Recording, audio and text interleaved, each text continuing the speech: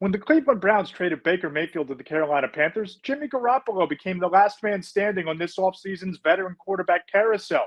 But where the 49ers signal caller lands remains to be seen.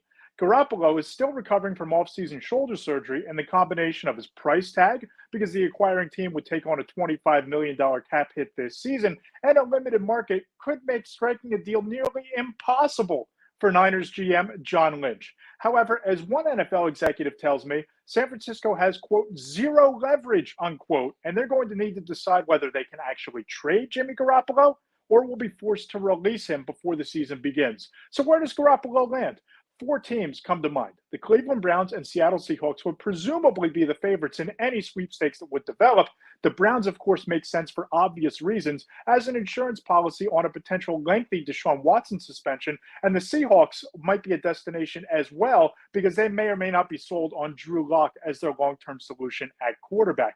However, as one NFL personnel executive told me, look out for two possible surprise teams, the Miami Dolphins and the Atlanta Falcons. Both make some sense, but on the surface are still seemingly long shots to land Jimmy Garoppolo. Let's start in Miami, where first-time head coach Mike McDaniel has a roster that's loaded with elite playmakers on offense, and in a division where the Dolphins just might be the biggest threat to the Buffalo Bills. However, quarterback Tua Tagovailoa remains a major question mark. Garoppolo, of course, took the 49ers to a Super Bowl and to the doorstep of another in McDaniel's scheme, and as the executive suggests, Garoppolo's win-loss record and McDaniel's comfort with him in his scheme are significant factors. Meanwhile, the Atlanta Falcons chose Desmond Ridder in the third round of the NFL draft, but with the exception of tight end Kyle Pitts, this might be the least talented offense in the entire league. Atlanta really only makes sense if the coaching staff and GM Tony Fontenot believe that Garoppolo can jumpstart the offense and is a better bridge quarterback to whomever they might pick in the 2023 draft, or to Ridder than they currently have on the roster in Marcus Mariota.